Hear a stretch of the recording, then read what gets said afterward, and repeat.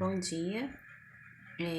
A gente vai ver hoje, no caso, um assunto diferente. A gente chegou a ver a parte de célula, a gente vai ver agora a parte de taxonomia, classificação dos seres vivos. A gente vai falar um pouquinho de reinos, só que a gente hoje não vai falar dos reinos em si, a gente vai falar mais, especificar, a gente vai falar a parte de classificação e vírus, que é a taxonomia e sistemática, né? As duas partes que classificam os seres vivos. Por que a gente classifica ser vivo, né? Para que serve isso? Não tem o que fazer? Não. Devido à grande diversidade de seres vivos, é necessário você classificar em grupos, senão ia ser, pensa no escritório, ia ser uma bagunça de documentos. Para organizar esses documentos, você precisa de pastas. E essas pastas, na biologia, é trabalhada na parte de taxonomia.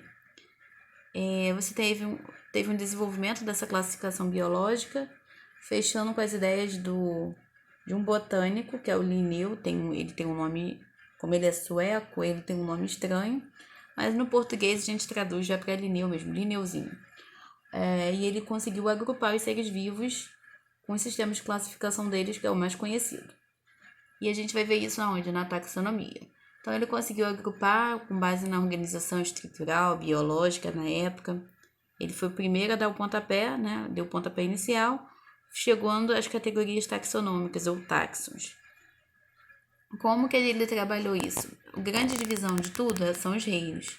E esses reinos foram baseados em um primeiro critério. Todos os seres que possuíam células, todos os seres vivos possuem células segundo a teoria celular. Os que não possuem células não são seres vivos, então sai da classificação. Quem são eles? Os vírus. Embora alguns livros ainda venham com esse conceito, é importante dizer que é um sistema biológico, porque ele tem uma maquinaria que funciona, porém, por eles não possuírem células, eles não podem ser classificados como seres vivos. Alguns autores citam eles como partículas, por isso que eles se espalham bastante no ar.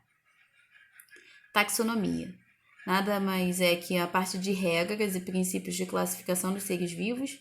Então, ser vivo X vai ser classificado no grupo X, e daí por diante. Destaque para Linneu, que fez o sistema binomial. Vocês já devem ter visto a Aedes aegypti. Por quê? Binomial, porque tem dois nomes. Normalmente vocês vão ver em itálico, que é a letra torta, e em latim, que é uma língua morta. Então, os seres vivos foram classificados em categorias taxonômicas, que são elas 7, ou taxons. Botei aqui para vocês lembrarem o que é reficofage, uma forma de decorar não, lembrar, né?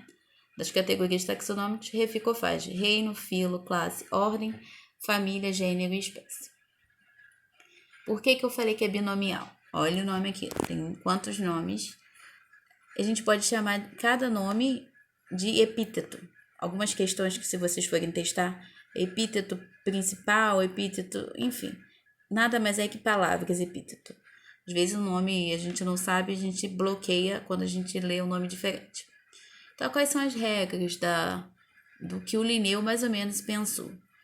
O idioma latim, porque é uma língua morta. Por ser língua morta, você não vai modificar. Então, uma vez que você tenha o Aedes aegypti, vai morrer a Aedes aegypti. Sistema binomial, porque eu tenho duas categorias taxonômicas aqui embaixo. O epíteto ou palavra em letra maiúscula, que é o primeiro, representa gênero. O escrito em letra minúscula, mas na verdade os dois juntos e misturados, representa a espécie. O nome científico, quem for fazer uma prova de concurso lá na frente, que quiser área biológica, uma dica, deve ser escrito, se for em texto de computador, em negrito, mas preferencialmente itálico. E se vocês estiverem fazendo uma prova por escrito, sublinhem no caderno, na prova de vocês. Perde ponto. É só uma dica quem for para a área biológica. Ou vai fazer uma prova de concurso, né? Se escrever o nome científico, com esses nomes estranhos aí, coloquem uma linha, sublinha, para não perder ponto.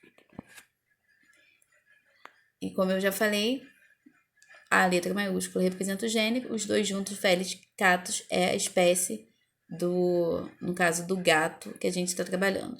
Se a gente falar do leão, é Felis outra coisa, só para ficar bem especificado. Mediante a classificação, a gente teve, além do Linneu, a gente teve classificação para chegar a 5 reinos, né? Que é a primeira categoria taxonômica aqui, ó, que abrange características mais gerais. A gente teve uma classificação de Whittaker. Desculpa, deixa eu trocar a mão que tá cansada. Que ele viu, com base na bioquímica, na genética, alguns critérios, ele chegou a esse sistema de classificação mais ou menos na metade do século, né, 20. Aí a gente tem esses 5 reinos que a gente sempre conhece: Monera, Protista, Fungi, Plantae e Animalia.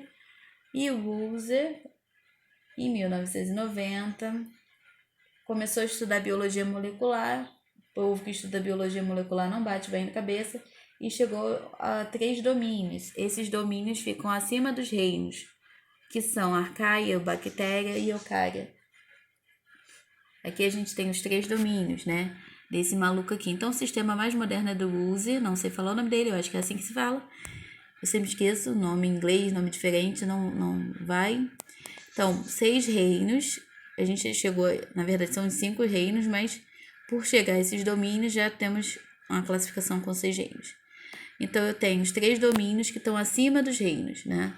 Eu tenho Eucária, que são os representantes dos eucariontes, que é o protista, fungo, planta e animal.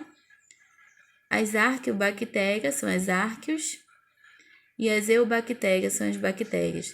Então, aqui tem procariontes e eucariontes. Esses 2 procariontes, eles têm diferenças na formação da célula, e por isso que eles são classificados em 2 domínios diferentes.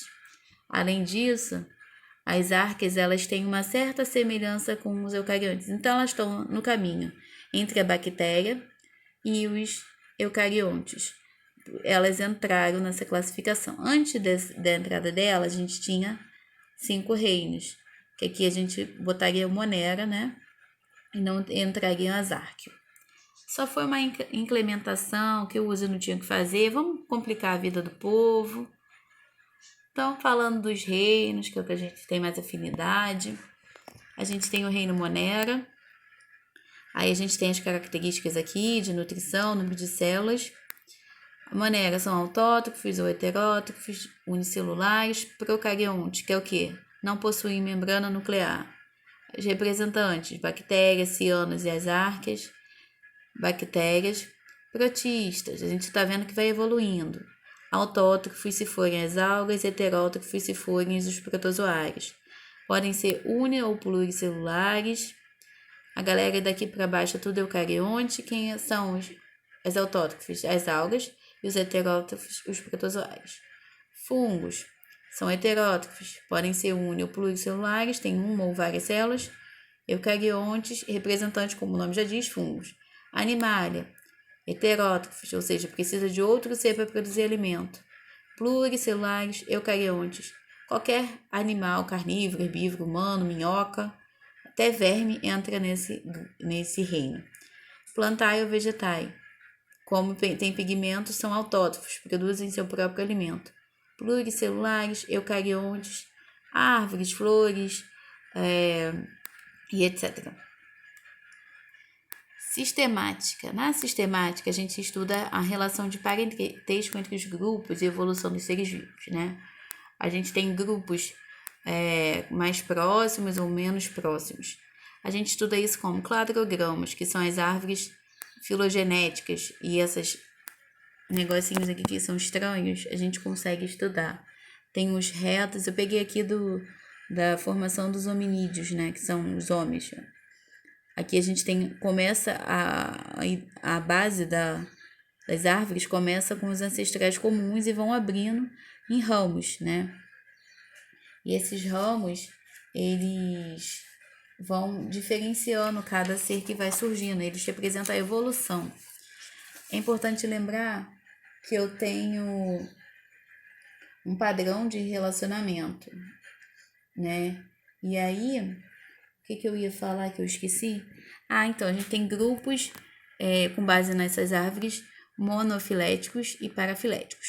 Monofiléticos, a partir do momento que ele se desenvolve de um ancestral comum, todos os descendentes vão pegar aquelas características. Já os parafiléticos, eles vêm de um ancestral comum, mas eles não herdam nem todos os descendentes vão herdar vão vir do mesmo ancestral comum. Eles vêm do mesmo ramo, mas alguns descendentes vêm desse ancestral comum, outros ficam de fora. É importante ver que a evolução ela acontece de acordo com cada grupo de seres vão ter um comportamento de evolução diferente. Então, existem dois grupos principais, monofiléticos, que eu esqueci de botar a imagem, mas seria basicamente isso aqui. Vamos supondo que esse aqui seja um ancestral comum. O monofilético, todos os descendentes, eles vão vir desse ancestral comum. Nos parafiléticos, alguns, supondo que eu separasse esses três, vão vir de um ancestral comum.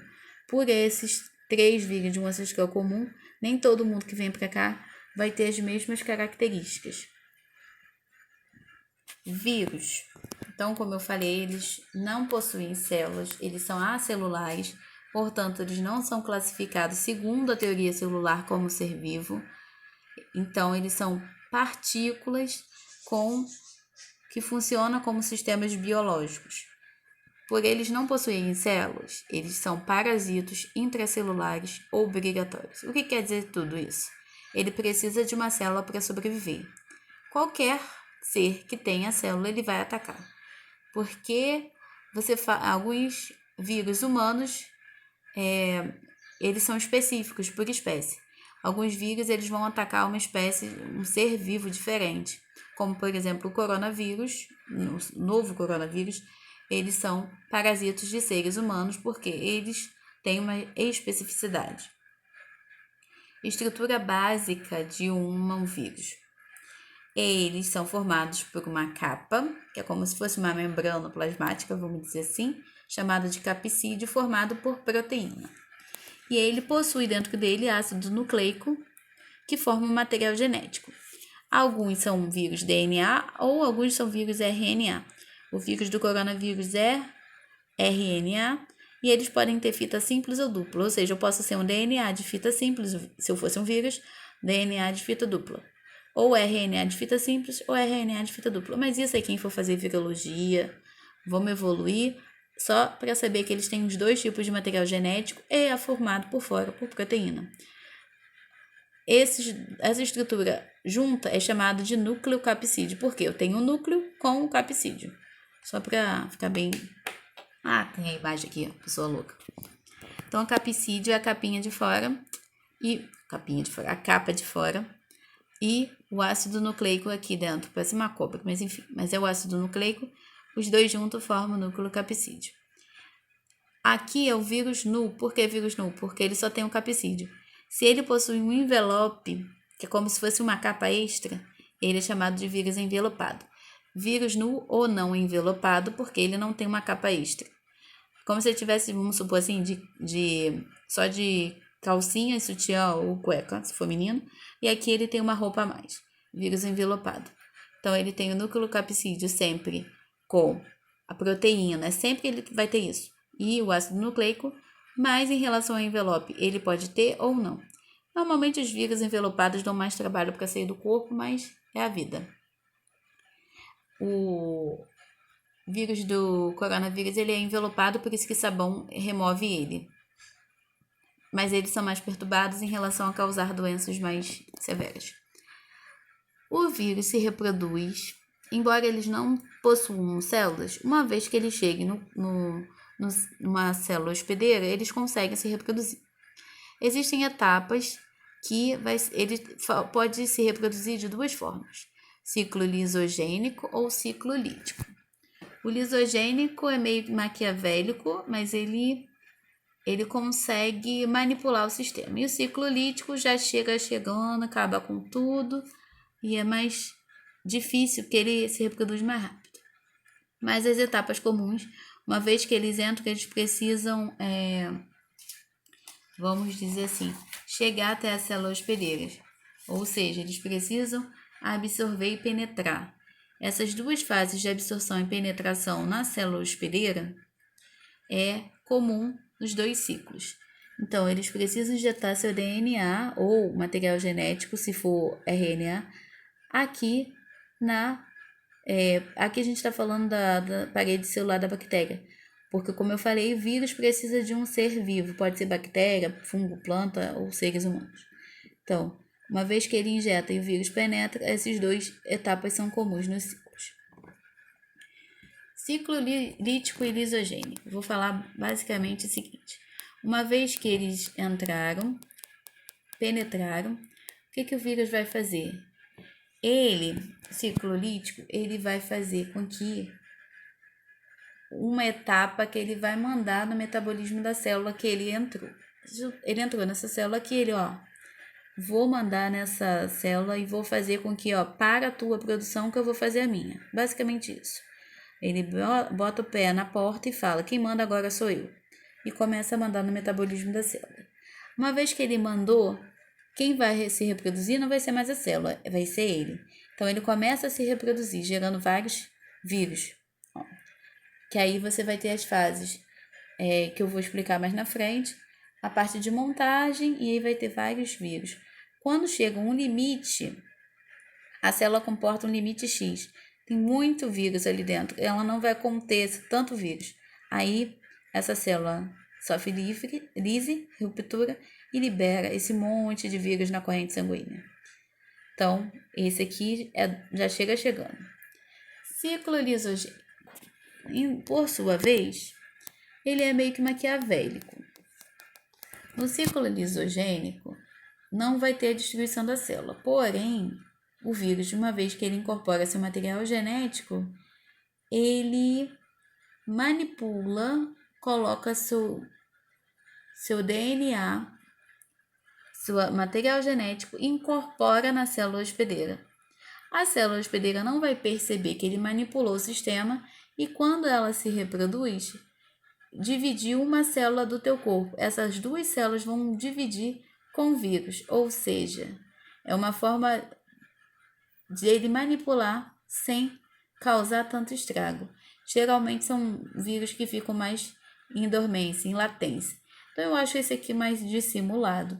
Então ele chega, eu não vou mandar, mas eu mandei um comando, eu infiltro o material genético na célula. Quando a célula se multiplica, que toda célula vai se multiplicar, eu vou gerar duas células com vírus. E essas células só vão se propagando. Ou seja, manipulador e é o que chegando mesmo, vamos acabar com tudo, vamos liberar. Tem duas formas. O ciclo lítico, só para dar uma explicada em alguns termos, ele tem 5 etapas. A dissorção, que é quando o vírus é reconhecido e fixado na célula hospedeira, e cada vírus tem uma especificidade, tanto em relação ao hospedeiro, o vírus de seres humanos, vírus de animais, como em relação à célula que ele vai atacar. Algumas células preferem sistema nervoso, alguns vírus vão preferir sistema respiratório, por exemplo, que é o que está no destaque, a gente vai trabalhar no que está no destaque. Então, cada vírus tem um específico para um ser vivo que ele vai atacar e uma célula que ele vai trabalhar no metabolismo delas. Então, uma vez que eles são reconhecidos e fixados, eles penetram. E aí, a diferença em relação ao outro, como o outro ele só meio que incorpora o material genético, ele não precisa dessas 3 etapas aqui. Mas se for no ciclo lítico, ele precisa. Ele faz um fenômeno chamado de eclise, que é o quê? Dominar as atividades metabólicas da célula hospedeira para a tua produção, que eu vou fazer a minha. Uma vez que ele já dominou, vai para a 4ª fase, montagem. Você não vai produzir mais nada, eu vou produzir. Vai produzir vários vírus até que chega ao limite e provoca a lise da célula, ou seja, a ruptura da célula hospedeira, espalhando todos os seus descendentes para circulação sanguínea. Falando de infecção viral, é basicamente a forma de reprodução delas, né? Por isso que ela fala assim, o vírus, por que as medicações contra, fala de novo do coronavírus, elas ajudam no sentido de, embora não seja específica, porque elas diminuem a replicação viral, a quantidade de vírus que vão estar ali. Ninguém sabe o processo, mas dá uma diminuída. Então, o vírus entra, se adere à célula hospedeira, penetra, se replica, ou seja, se reproduz, produz mais proteína para ele poder sobreviver, vai montando os novos vírus até que esses vírus são liberados pela célula hospedeira, seja por lise ou seja liberando células contaminadas. Para fechar, vamos falar um pouquinho das viroses, né? Cada vírus, como eu falei, tem especificidade e eles vão causar sintomas diferentes porque de acordo com a célula que ele ataca, de acordo com o local que ele vai ser transmitido, ele vai ter uma especificidade. Vírus respiratórios, normalmente, como o da gripe e o coronavírus, eles são transmitidos por gotículas de muco, saliva, por isso que todo mundo está usando máscara. Da gripe, você vai ter febre, sintoma gripal, normalmente dor de cabeça, obstrução nasal e tosse, que são os sintomas gripais. Poliomielite é por alimentos contaminados ou secreções também, da paralisia infantil, existe vacina para isso. Febre amarela, que tem vacina também para prevenção. Lembrando que vírus, normalmente a forma de prevenção são as vacinas, alguns têm, outros não. A gente tem transmitida como? De forma indireta, através do picado de mosquito. Mas lembrando que a gente tem vacina para febre amarela. Raiva, saliva, seja por mordida de animais infectados. A gente tem a raiva urbana, que é transmitida por mordida de cão e gato, normalmente. E a gente tem a raiva silvestre, que tem a questão dos morcegos. Tem vacina também. Hepatite viral, que tem vários tipos, pode ser por contaminação por fezes ou transfusões, que a gente tem vários tipos de hepatite. Herpes, contato direto com um instrumento ou por instrumentos. Dengue, picada de mosquito, que todo mundo sabe. Sarampo, rubéola, catapora e cachumba também é mais ou menos transmitido igual gripe, pelo ar, pela saliva ou muco de pessoas. Só que a cachumba também alimentos contaminados levam. Então, cada órgão que é afetado, você tem um sintoma característico. Por que normalmente tem a febre? É quando o vírus está se multiplicando e está liberando muito vírus para a corrente sanguínea. Só por curiosidade. Agora, para fechar, já que a gente está falando do coronavírus, então, é um vírus, né, que sofreu uma mutação, ele causa infecções respiratórias, então a célula específica dele são as células do sistema respiratório. A doença é o Covid, então o vírus é o coronavírus. A doença, os sintomas é a Covid-19. A gente tem todos esses sintomas aqui que podem variar de pessoas e já tem outras características, mas normalmente são síndrome gripal, que são um conjunto de sintomas gripais. Tosse, febre alta e coriza, que pode acontecer na gripe. Diagnóstico, você tem coleta de materiais, quem já teve ou quem vai ter, você vai ter coleta de materiais respiratórios, vão enfiar um suave, que é um cotonete na tua garganta para poder, ou nariz, para poder mandar para ver se você está contaminado, ou sangue, se você fizer aqueles kits rápidos. Tratamento vai depender, ou você fica em casa em repouso, hidratação, isolado, ou se precisar ao hospital. Normalmente quem são fatores de risco? Idosos, quem tem idosos em casa, ou alguém que tem problemas circulatórios, hipertensão, diabetes, fumantes, alguém que tenha comprometimento do sistema imunológico, quem está fazendo quimioterapia. Então, tem toda essa característica. Incubação. O que é incubação? É o período que você contrai ele e ele fica quieto. Então, você pode pegar ele e daqui a 2 dias ele começa a manifestar os sintomas da doença. Então, ele tem de 2 a 14 dias para se manifestar. Ou seja, tive contato hoje, daqui a 2 dias eu posso desenvolver. E eu tenho até 14 dias para desenvolver a doença. Por isso que a quarentena, que não são 40 dias, dura 14 dias. Normalmente, quem tem suspeita fica em casa por esses 14 dias para que não transmita a doença. Por isso está escrito aqui, fique em casa. Contágio, pessoa para pessoa, através do ar, porque quando você fala ou respira, você libera gotículas, que são aerossóis, seja por saliva, tosse, espirro, catarro ou toque de mão, que às vezes todo mundo coça o nariz, passa a mão no rosto, e aí toque de mão, ou sua mão pode estar contaminada. Então, por que eu quis falar disso? Por que é necessário fazer o isolamento? só para fechar aqui minha ideia. Primeiro, quem está doente, porque está com vírus no corpo e pode transmitir. O grande problema dessa história toda é quando ninguém manifesta sintoma, que é chamado assintomático. Eu tô com ele, fiquei 14 dias, mas eu não sei que estou. São os assintomáticos. Quem tem sintoma tem que rezar para passar os 14 dias e não desenvolver sintomas piores para não precisar de internação, nem evoluir para a síndrome respiratória aguda grave. Por que é necessário isolamento? Todo mundo fala, tem que isolar, que não foi feito de forma certa em São Gonçalo. Porque o vírus, como eu falei, é parasita intracelular obrigatório. Ele precisa de um ser humano para poder se desenvolver na rua, no ar. Então, a partir do momento que você faz isolamento certinho, ele não vai encontrar você na rua, então ele vai morrer no ambiente. Então, basicamente é isso, por isso que é necessário fazer o isolamento. Enfim, só para vocês entenderem para que serve o isolamento. Ninguém falar é palhaçada ou não é palhaçada. É pensando na característica do vírus, só para vocês ficarem bem esclarecidos em relação a isso. E eu precisei apresentar isso aqui para vocês, que a gente está falando do vírus, só para vocês se situarem, se alguém tiver sintoma gripal, qual caminho percorrer. Fazer os diagnósticos, uma vez que tem suspeita, fica em casa 14 dias, se precisar piorar os sintomas, precisa de cuidados hospitalares. Forma de prevenção, que eu não falei aqui, além de você ficar em casa, você tem as questões de higiene, lavar as mãos, uso de máscaras, lavar as mãos com sabão muito bem lavadas, uso de álcool gel, caso você não consiga lavar a mão com sabão, e uso de máscaras. Por que o sabão resolve? Como eu falei, ele é envelopado. Envelope tem uma capa de gordura. Se eu lavo a mão, eu elimino essas estruturas proteicas aqui que não se dão bem com sabão.